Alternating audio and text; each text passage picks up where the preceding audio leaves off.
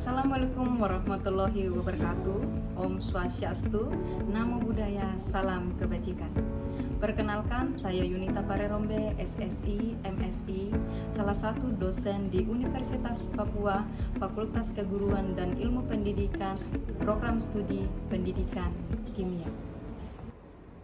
Perkenankan saya menjelaskan mata kuliah yang saya ampuh, yaitu mata kuliah Kimia Anorganik 2 dengan metode DII, Delivery Interaction and Assessment. Video ini dibuat dengan tujuan sebagai syarat sertifikasi dosen tahun 2025 dalam pernyataan diri dosen dalam unjuk kerja Tridharma Perguruan Tinggi atau yang disingkat PDD UKT PT, khususnya di aspek pengajaran.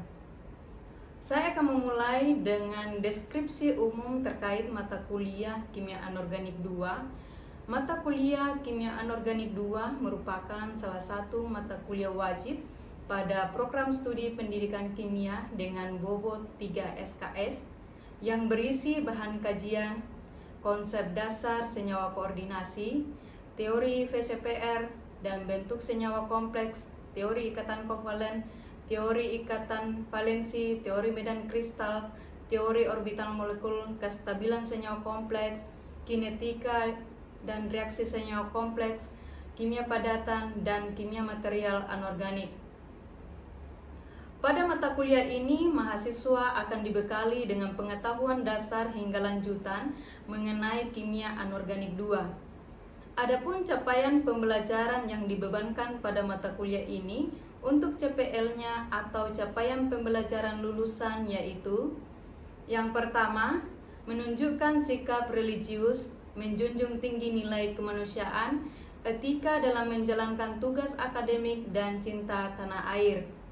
Yang kedua, menerapkan pemikiran logis, kritis, sistematis, dan inovatif dalam konteks pengembangan dan implementasi ilmu pengetahuan dan teknologi yang memperhatikan dan menerapkan nilai humaniora yang sesuai dengan bidang keahliannya.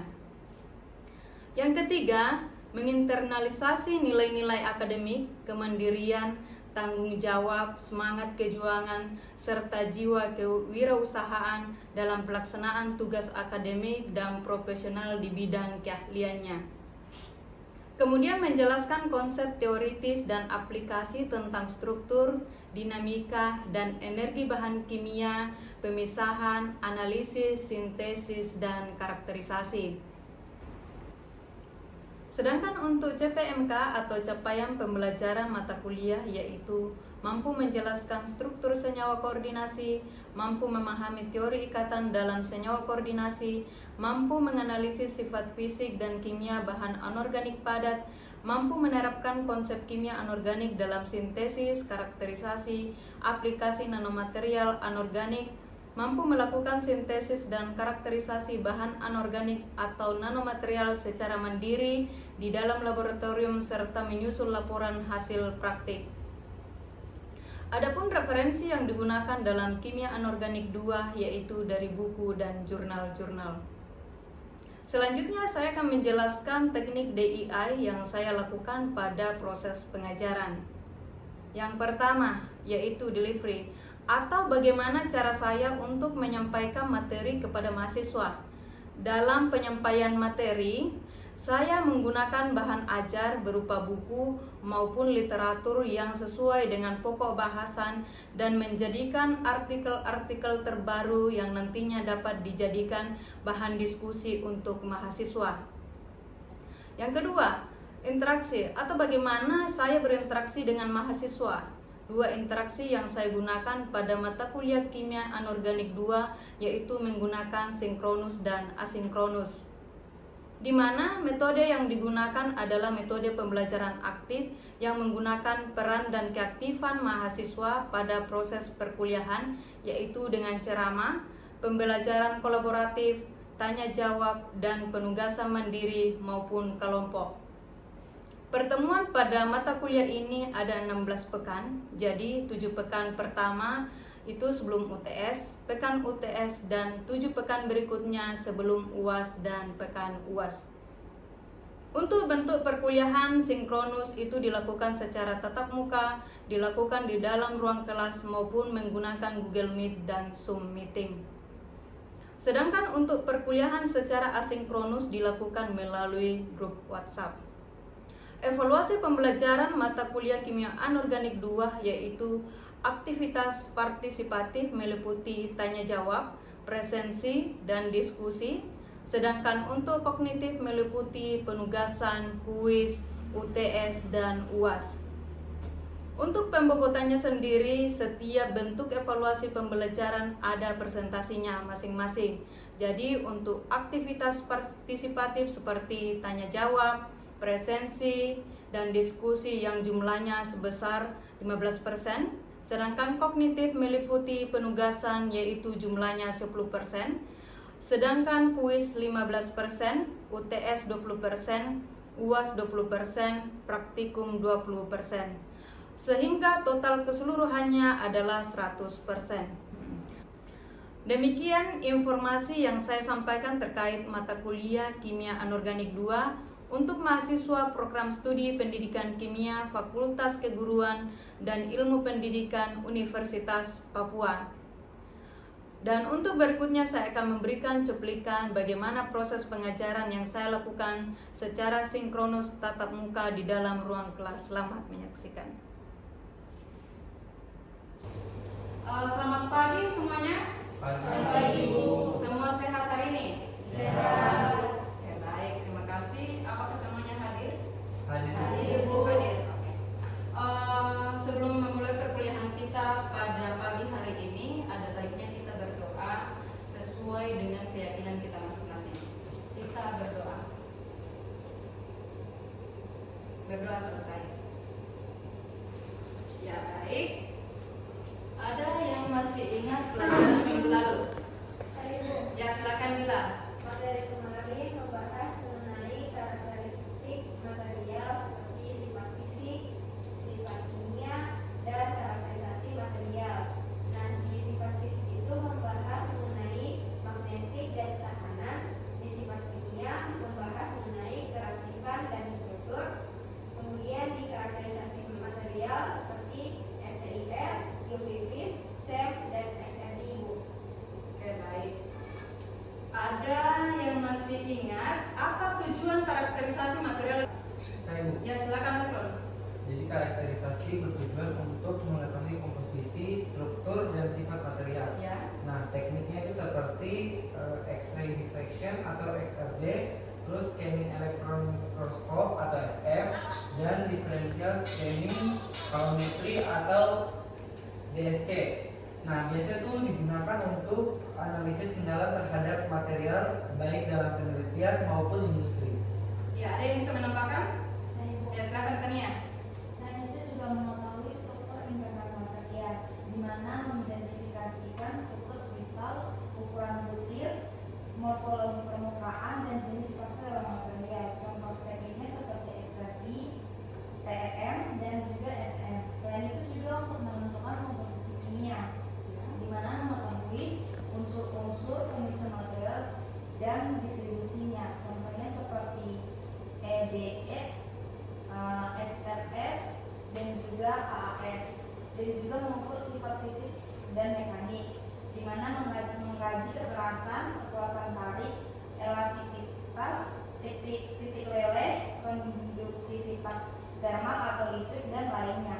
Seperti contoh tekniknya yaitu uji tarik, uji kekerasan, thermal gravimetric analysis atau TGA, dan juga differential scanning calorimetry atau DSC. Oke, baik. Seperti yang disebutkan sama Asrun dengan Sania, yaitu mengetahui struktur komposisi dan mengukur sifat kimia. Dan jadi contohnya adalah nanopartikel.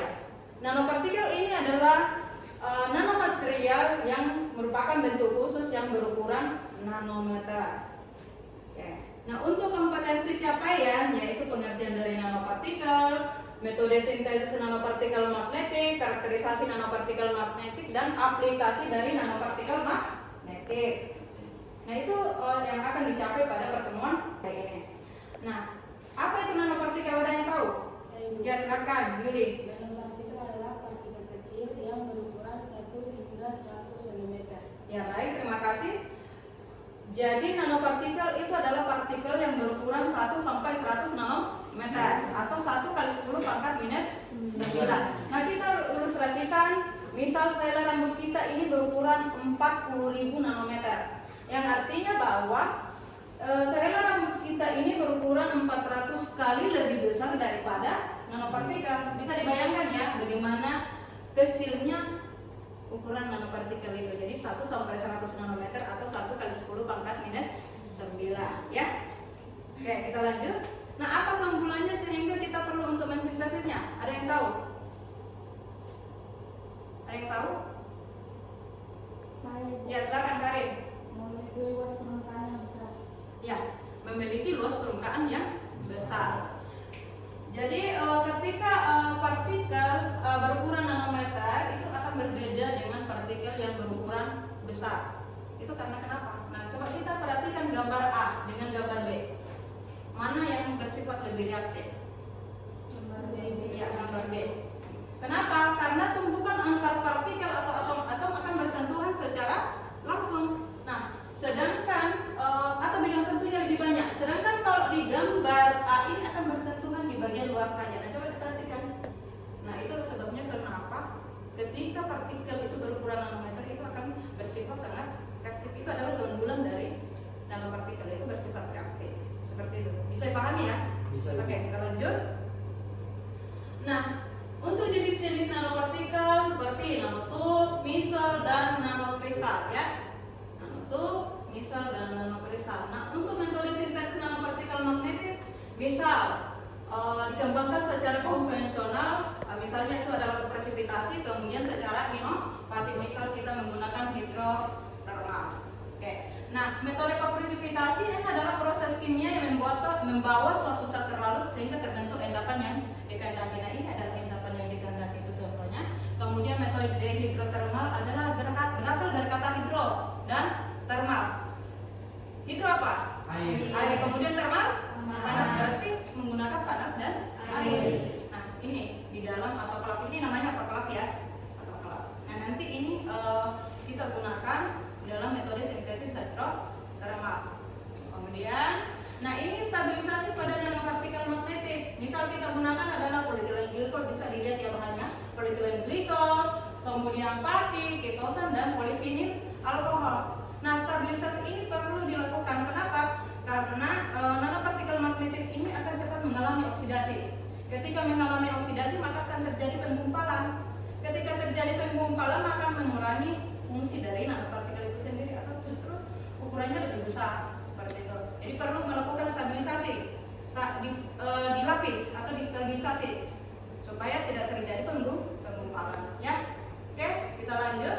Nah, sintesis nanopartikel magnetik itu misal kita gunakan metode sintesis hidrotermal. Jadi ini larutannya, kita buat larutannya dulu. Setelah itu kita masukkan di dalam autoklaf yang tadi. Setelah dimasukkan di dalam autoklaf, kemudian nanti autoklafnya ini kemudian masukkan di dalam oven. Nah, autoklafnya yang ini ya. Ini autoklaf ini larutannya nanti ada di sini, dimasukkan di dalam autoklaf. Nah, di dalam autoklaf ini kemudian nanti dimasukkan di dalam oven. Seperti itu. Ya. Nah, misal kita buat larutan, misal FeCl2 dilarutkan dalam ethylene glycol, kemudian ditambahkan natrium asetat, ditambahkan polyethylene glycol, diaduk, kemudian dimasukkan dalam autoklaf. Kemudian setelah di dalam autoklaf dimasukkan dalam oven pada suhu 180 derajat Celcius selama 5 jam. Jadi untuk suhu mensintesis nanopartikel itu pada suhu 180 sampai 250 derajat Celcius. Kemudian untuk suhunya misal kita mau 5 jam, 10 jam dan 12 jam. Nah, kita lihat di situ apakah suhu tersebut yang mana yang ukurannya lebih kecil seperti itu. Jadi nanti setelah kita lihat ukuran yang lebih kecil misal di selama 5 jam, nah itu kita lakukan penelitian lebih lanjut atau apalagi namanya metode lebih lanjut.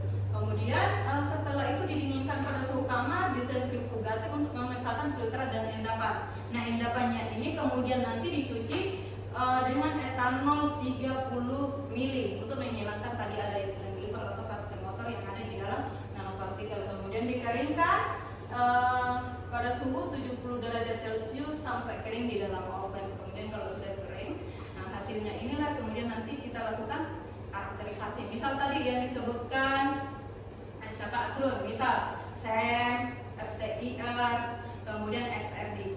Nah, untuk mengetahui apakah betul-betul itu adalah Fe3O4 atau nanopartikel magnetik atau ukurannya memang berukuran nano seperti itu. Nah, kita lihat ini adalah pola difraksi. Jadi ini merupakan menggunakan instrumen XRD. Jadi ini kita lihat pola difraksi XRD dari Fe3O4. Nah, kita bandingkan antara pola difraksi sinar X sampel Fe3O4 dengan gambar B pola difraksi standar Fe3O4 berdasarkan JPDS nomor 190629. Jadi kita lihat apakah betul sama antara pola difraksi sampel kita atau sama dengan pola difraksi standar Fe3O4 yang ada. Nah, kita lihat pada sudut 2 theta misal 30 ini ada di sampel kita. Nah, coba kita lihat di sudut 2 theta 30 apakah ada dan intensitasnya sama ada. Nah, kalau sama itu artinya bahwa sampel kita ini betul itu adalah Fe3O4 seperti itu. Nah, nanti juga akan dilakukan karakterisasi yang lain menggunakan instrumen misal FTIR, kemudian misal untuk morfologi menggunakan SEM atau TEM ya. Oke. Nah, untuk menghitung ukuran nanopartikelnya kita menggunakan D sama dengan K kali lambda per B cos theta. Jadi D itu adalah ukuran partikel, lambda adalah panjang gelombang sinar X, K adalah konstanta, beta adalah sudut puncak dan theta adalah sudut berat. Ya. Oke, nah ini aplikasi dari nanopartikel magnetik yang telah diteliti oleh Srevia dan Sang pada tahun 2016 yaitu magnetic nanoparticle for cancer, kemudian Martin dan Sari pada tahun 2012 perkembangan teknologi nanopartikel sebagai penghantar obat. Kemudian juga telah diteliti perkembangan teknologi nanopartikel sebagai sistem penghantar obat, yaitu telah diteliti oleh Ronnie Martin dan kawan-kawan ya. Itu adalah aplikasi dari nanopartikel magnetik. Nah, ini adalah contoh aplikasi dalam bidang medis. Jadi ilustrasinya ketika nanopartikel magnetik dikontrol oleh medan magnet eksternal, jadi menunjukkan bahwa ini dienkapsulasi ya. Jadi dienkapsulasi oleh Fe3O4, kemudian disuntikkan dalam kapiler darah, kemudian dikontrol oleh medan magnet eksternal, kemudian ditargetkan ke sel kanker atau tumor. Nah, ini adalah video ilustrasinya ya. Video ilustrasinya bisa kita lihat. Jadi menunjukkan sistem pengantar obat nanopartikel menuju sel target dengan pengaruh medan magnet eksternal. Jadi ketika nanopartikel magnetik telah sampai di sel target, maka akan diberlakukan perlakuan kondisi medan magnet yang berubah-ubah seperti ini ya, berubah-ubah. Nah, dilakukan secara berulang-ulang seperti itu. Nah, ketika kondisi ini dilakukan secara berulang-ulang, maka akan menghasilkan panas. Nah, panas inilah yang akan membunuh atau merusak sel-sel yang ada di sel-sel kanker seperti itu. Nah, ini berdasarkan penelitian dari Yale DKK pada tahun 2020 ya. Oke. Nah, sebelum kita akhiri, ada pertanyaan? Saya dulu. Ya, silakan Rahel. Ibu, jika kita fokuskan ke dalam tubuh secara langsung, apakah ada risiko toksitas dari nanopartikel magnetik di dalam tubuh? Ya, terima kasih. Risiko toksisitas, ya misal itu adalah kan ini adalah penelitian yang masih cukup panjang. Nah, misal risiko toksisitas yang dihasilkan itu adalah pelepasan ion Fe2+ atau pelepasan ion Fe3+. Nah, itu namanya stres oksidatif. Jadi ketika terjadi stres oksidatif, maka ini akan merusak sel-sel. Yang kedua, namanya dapat mengganggu gangguan ginjal atau hati seperti itu. Nah, makanya perlu dilakukan pengujian secara in vivo ataupun secara in vitro. Kalau in vivo ini, maka menguji toksisitas nanopartikel ini ke dalam sel target, sel kanker tadi di dalam kultur sel. Kemudian kalau secara in vitro ini berarti menyuntikkan nanopartikel ke dalam hewan percobaan atau contohnya itu adalah tikus percobaan. Nah, untuk melihat distribusinya, kemudian efek samping yang ditimbulkan, apakah ada respon imun atau pengaruhnya terhadap organ tubuh. Seperti itu. Bisa dipahami?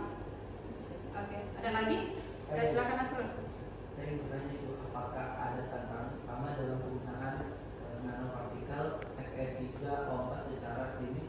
Ya, terima kasih. Jadi tantangan terbesarnya itu adalah tadi toksisitas.